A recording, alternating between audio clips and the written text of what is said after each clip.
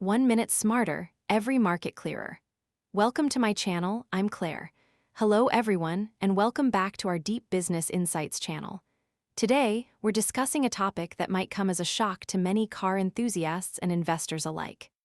For decades in the era of industrial civilization, the Porsche 911 hasn't just represented precision status. It has been the ultimate symbol of the internal combustion engine's peak. It is more than a synonym for speed. It is the global auto industry's undisputed money printer, with profit margins that once made Mercedes and BMW green with envy.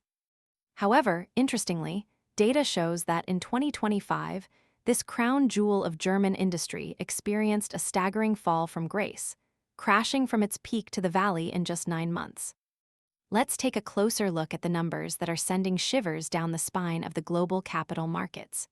Porsche's operating profit for the first 3 quarters of 2025 plummeted from approximately €4 billion last year to just about €40 million. Please take note, this isn't a 10% or 50% decline. It is a staggering 99% drop. For a top-tier luxury automaker, €40 million is barely enough to cover a single year of global advertising costs. Porsche CEO Oliver Blume was brutally honest in an internal letter, stating that the business model they relied on for decades, which worked so effectively, simply no longer functions in the current climate. This isn't just a financial crisis for one company, it's a turning point for an entire era. How did a century-old brand that survived the oil crisis, the Great Depression, and 2 world wars suddenly find itself in a dead end in 2025? A time of peak technology and abundant capital. To understand the impact of this fall, we must first look back at the near-perfect business model Porsche had built. I find the logic of Porsche's success quite fascinating. It used the 911 series to create an indestructible brand totem, blending racing pedigree with daily drivability. This ensured that when a customer bought a car, they weren't just buying a vehicle, they were buying an entry ticket into the elite class. But the real support for its massive profits actually came from the SUVs, the Cayenne and the Macan, models that old-school purists once mocked as a betrayal of the soul. Porsche leveraged the Volkswagen Group's platform advantages to drastically lower development costs while dressing them in luxury skins, achieving terrifying profitability. Its operating profit margin remained stable at over 18% for years. In the era of the internal combustion engine, it was a master of vertical integration, wielding immense control over its supply chain and dealership networks. However, it was precisely this past tense success that laid the deepest traps for the 2025 collapse. When we dive deep into the 2025 financial reports, we see that this isn't just a simple reduction in profit, but a systemic collapse. In his internal letter, Blume revealed a harsh reality. Porsche's original model was to use brand premiums and mature engine technology to earn high marginal profits. However, to pivot toward electrification, they were forced to pay a double cost.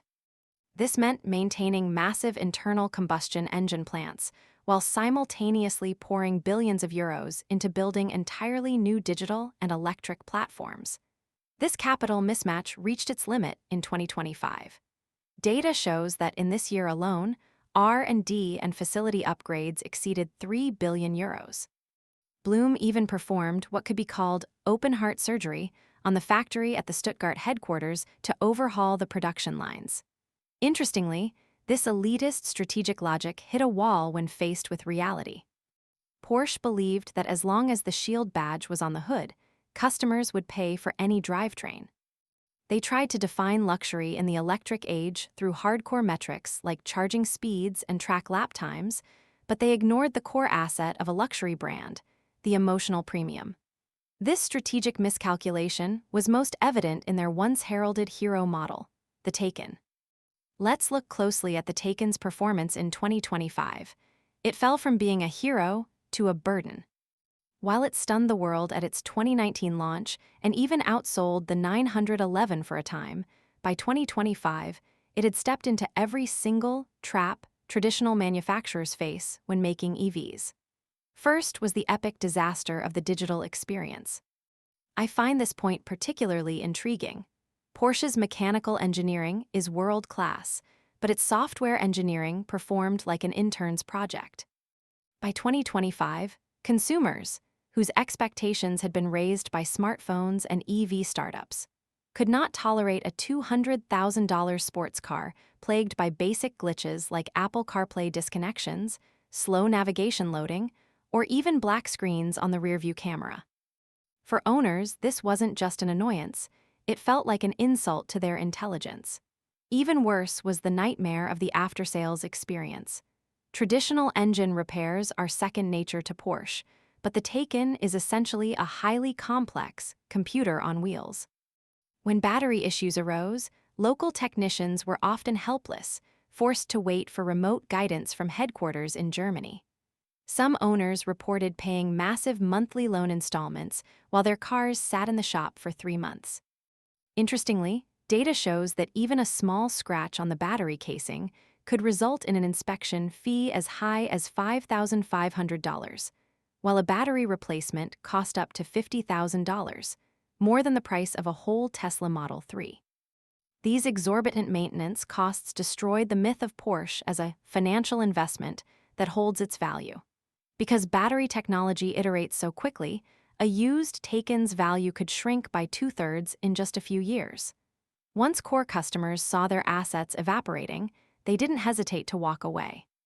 This departure also stems from a deep sense of missing soul. Old Porsche owners love the roar of the flat-six engine and the mechanical pulse of the car. The Taycan, while incredibly fast, feels digitally cold.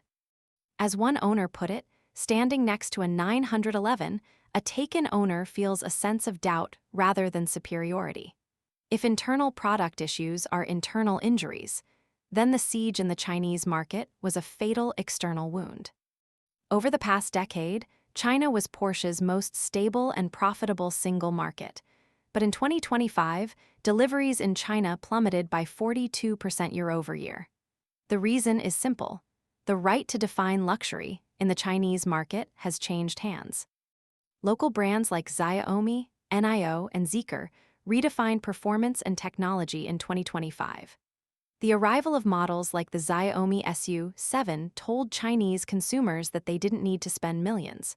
For a fraction of that price, they could get extreme acceleration, full smart home integration, and level 3 autonomous driving. To the new generation of wealthy Chinese, Porsche's software system looks like an antique from the last century. Porsche severely underestimated the evolution speed of the Chinese EV industry and overestimated its own brand's immunity to the tech wave. Faced with the total defeat of 2025, Porsche was forced into a painful self-rescue. Bloom finally accepted reality, abandoning the aggressive goal of 80% electrification by 2030 and compromising by returning to internal combustion and hybrid power. It's a sensible retreat, but the price is incredibly high. Billions in previous R&D spending may face write-downs, all while navigating increasingly strict environmental regulations. To stem the losses, Porsche plans to cut about 3,900 jobs by 2029, an agonizing decision that is extremely rare for stability-seeking German firms. Furthermore, management turmoil has left investors skeptical. Bloom's dual role as CEO of both Volkswagen and Porsche is seen as a major distraction that hinders his ability to manage the current crisis. So, will returning to the internal combustion engine save Porsche? In the short term, demand for gas models like the 911 remains strong, and cash flow might improve. But in the long term, if they cannot solve their core competitiveness in smart technology, Porsche risks shrinking into a niche retro brand. We can use a vivid analogy here. It might become the mechanical watch of the automotive world, exquisitely crafted and highly collectible, but in an age of smartwatches, it will lose the power to rule the mainstream luxury market or define the era. Porsche's crisis is actually the common fate of the entire traditional industrial world when facing a paradigm shift. I've summarized 3 deep insights from this situation. First, brand heritage can sometimes become a fatal shackle. Porsche tried to save the soul of the combustion engine while chasing the speed of electrification, and ended up lost in between. In times of upheaval, the more successful you were in the past, the heavier the burden of transformation. Second, the definition of luxury has shifted from horsepower and leather to computing power, ecosystems, and seamless connectivity.